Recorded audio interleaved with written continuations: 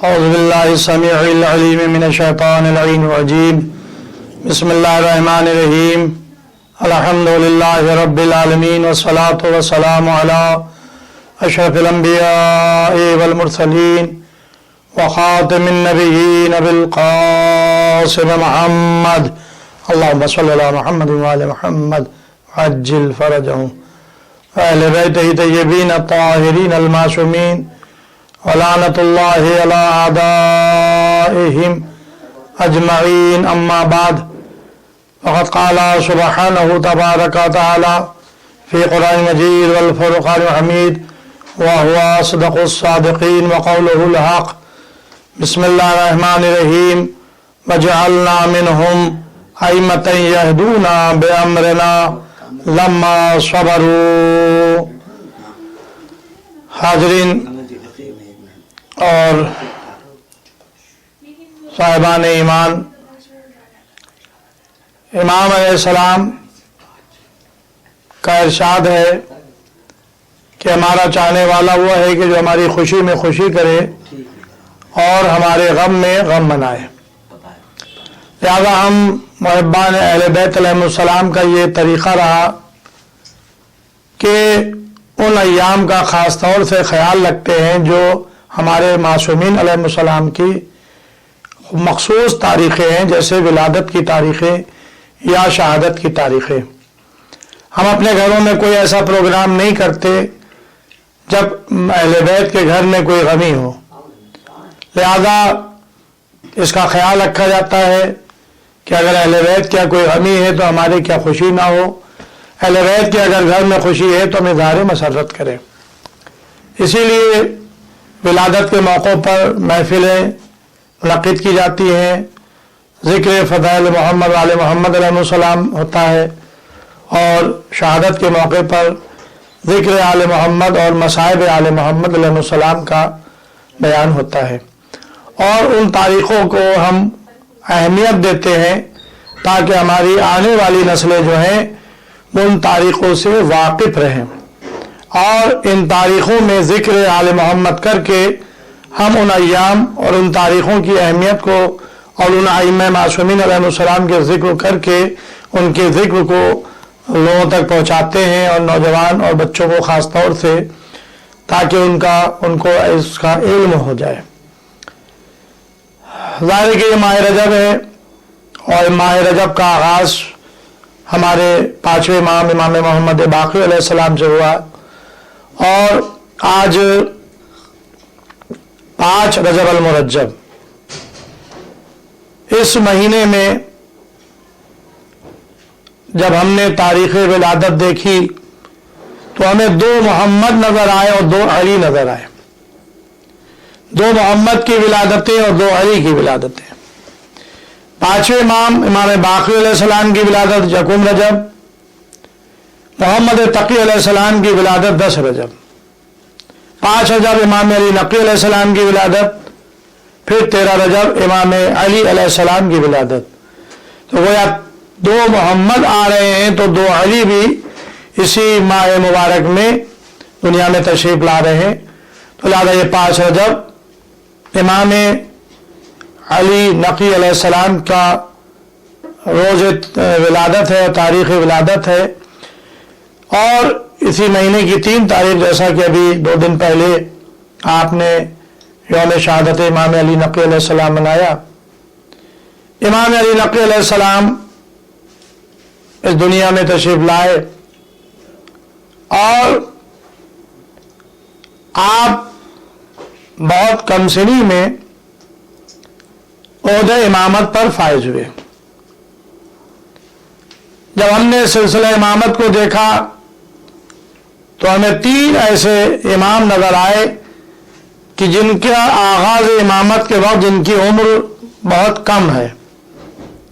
جس میں ایک امام علی نقی علیہ السلام ہے، ایک امام محمد تقی علیہ السلام ہے، اور ایک ہمارے زمانے کا امام ہے.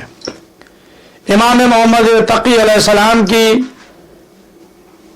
جب ان کی امامت کا جب آغاز ہوا تو اس وقت امام محمد تقی علیہ السلام کل 8 سال کے تھے، اور جب امام علی نقی علیہ السلام کے سر سے باپ کا سایہ اٹھا، کیونکہ ہمارا نوا امام بہت کم سنی میں شہید ہو گیا تھا، 25 سال کی عمر میں آپ نے شہادت پائی، لہذا بیٹا ابھی کل 6 سال کا تھا۔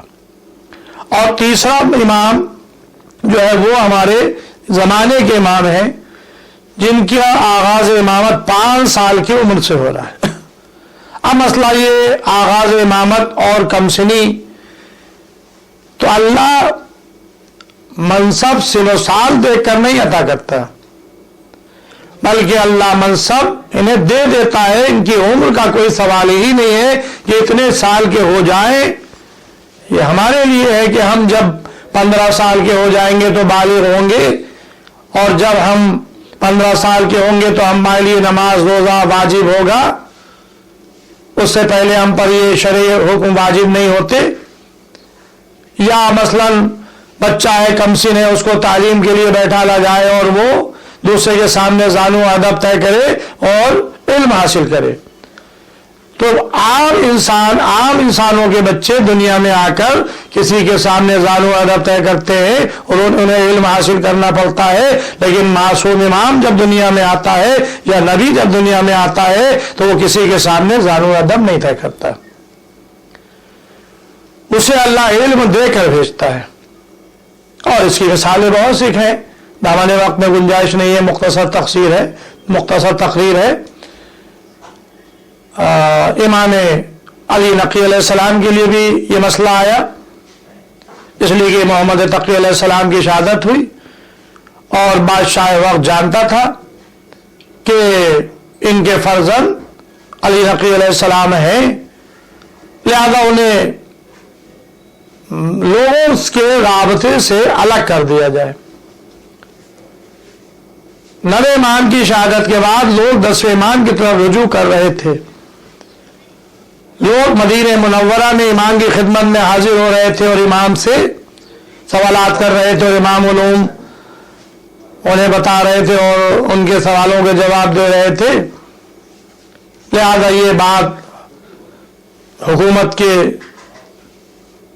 مزاج کے خلاف تھی کہ لوگ ایک بچے کی طرف رجوع کریں، لہذا ایک معلم کا انتظام کیا جاتا ہے، جنید بغدادی، انہیں امام کے پاس بھیجا گیا، اور بلکہ یوں کہا جائے کہ امام کو ان کے پاس رکھا گیا تاکہ امام علیہ السلام ان سے استفادہ علم کریں۔ یہ کیا تھا؟ یہ لوگوں کے رابطے سے امام کو ہٹانا، الگ کرنا۔ ظاہر ہے کہ وہاں لوگوں کی پہنچ نہیں، علیحدہ محل میں رکھا گیا، لیکن یہ فرزند رسول تھے، جانشین رسول تھے اور امام وقت تھے۔ امام وقت نے بتایا کہ ہم علم حاصل کرنے کے لیے نہیں آئے ہیں، علم دینے کے لیے آئے ہیں، علم پھیلانے کے لیے آئے ہیں۔ لہذا جنید بغدادی ایک دن راستے میں جا رہا تھا، کچھ لوگوں نے اس سے سوال کیا کہ وہ بچہ جو آپ کے زیر نگرانی تعلیم کے لیے بھیجا گیا ہے اس کا کیا حال ہے؟ 6 سال کی عمر ہے۔ تو جنیدی کہتا ہے کہ لوگ یہ سمجھ رہے ہیں کہ میں اسے تعلیم دے رہا ہوں، ایسا نہیں ہے، بلکہ جب میں ان کے سامنے کوئی ادب کا باب کھولتا ہوں تو اس میں سے وہ شقیں پیدا کر دیتے ہیں، مجھ سے سوال کرنے لگتے ہیں اور مجھ سے آگے بڑھ جاتے ہیں جس کا میرے پاس کوئی جواب نہیں ہوتا۔ وہ مجھ سے علم حاصل نہیں کر رہے بلکہ میں ان سے علم حاصل کر رہا ہوں، میں ان سے مستفید ہو رہا ہوں، میں ان سے استفادہ کر رہا ہوں۔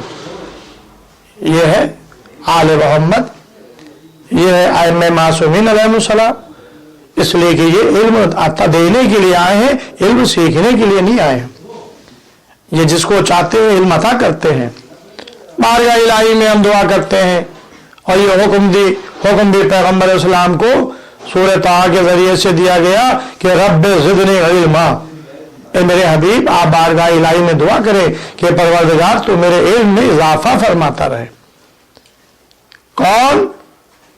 मदीनतुल इल्म, जिसे कुरान जैसी अजीम किताब अता की गई है, लेकिन उससे भी ये कहा जा रहा है कि आप दुआ करें कि परवरदिगार तू मेरे इल्म में इजाफा फरमाता रहे। तो अब जाहिर है कि रसूल खुदा जो मदीनतुल इल्म थे और जिनको कुरान जैसी अजीम किताब दी गई, लेकिन वो भी बारगाह इलाही में दुआ कर रहे, ये परवरदिगार तो मुझे इल्म में मेरे इजाफा फरमाता रहे। उनके जानशीन हैं ये इमाम, ये अइम्मा मासूमीन 12 इमाम। लिहाजा अबुल हाशिम से रिवायत है कि अबुल हाशिम कहते हैं कि एक दिन मैंने देखा कि इमाम अली नक़ी अलैहिस्सलाम के पास एक हिंदुस्तान का शख्स आया। लाए कि हिंदुस्तान का रहने वाला था, उसकी जुबान अरबी नहीं थी, लेकिन अब वो इमाम से मुलाकात करना चाहता था तो उसने अरबी सीखी और इमाम से टूटी फूटी अरबी में कलाम किया। इमाम ने जब उसकी बात को सुना तो फिर आपने उसको हिंदी जुबान में, उसकी जुबान में, उसकी जो मादरी जुबान थी उसमें बहुत ही शाइस्ता तरीके से आपने जवाब दिया। अबुल हाशिम कहते हैं जब मैंने देखा कि इमाम अलैहिस्सलाम ने उस हिंदुस्तान के रहने वाले को हिंदी में जवाब दिया तो मैंने ताज्जुब से कहा, मौला क्या आप हिंदी भी जानते हैं? तो इमाम ने फरमाया कि इमाम वो होता है जो दुनिया की हर जुबान से वाकिफ होता है। जाहिर है कि वो इमाम सिर्फ अरब वालों के लिए नहीं आया, मक्का मदीने वालों के लिए नहीं आया, इमाम पूरी दुनिया के लिए आया है। जब पूरी दुनिया के लिए आया तो दुनिया में मुख्तलिफ जुबानें बोली जाती है, तो इमाम अगर किसी जुबान को जानता हो और किसी जुबान से वाकिफ ना हो तो उस जुबान वाले को इमाम कैसे हिदायत करेगा? लिहाजा इमाम दुनिया की हर जुबान से वाकिफ होता है। बस अजीजों, इमाम अबुल हाशिम से कहते हैं क्या मैं तुम्हें भी हिंदी जुबान सिखा दूं? कहा कि मौला जैसा मुनासिब समझे। आपने जमीन से कंकरी उठाई, अपने दाहिने मुबारक में रखी। जब आपके दाहिने मुबारक से वो कंकरी मस हो गई तो आपने अबुल हाशिम के दहन में दे दी। अबुल हाशिम कहते जैसे ही वो कंकरी मेरे दहन में आई मुझे दुनिया की 70 जबानों का इल्म हो गया, जिसको मैं बोलने भी लगा और समझने भी लगा। अजीजों, ये है आले मोहम्मद, जिसको चाहे इल्म अता कर दे, एक लम्हे में उलूम को मुंतकिल कर दिया। बस अजीजों, इसीलिए तो मौला अली फरमाते थे कि रसूल खुदा ने मुझे इल्म इस तरह से भराया है जैसे एक तायर अपने बच्चे को दाना भराता है। अगर रसूल ने इल्म के 1000 बाब तालीम किए मौला अली को, तो हर बाब, हर इल्म के बाब से 1000 बाब मौला अली पर खुलते चले गए। तो अजीजों, आज इमाम अली नक़ी अलैहिस्सलाम की रोज़ विलादत है और जाहिर है कि चाहे वो मोहम्मद सल्लल्लाहु अलैहि वसल्लम का जिक्र हो, चाहे मौला अली का जिक्र हो, इबादत है जिक्र। इसलिए कि हदीस रसूल है जिक्र अली जो इबादा, अली अलैहिस्सलाम का जिक्र जो है वो इबादत है। लिहाजा चाहे वो पहला इमाम हो उसका भी जिक्र इबादत, चाहे दूसरा इमाम हो उसका भी जिक्र इबादत।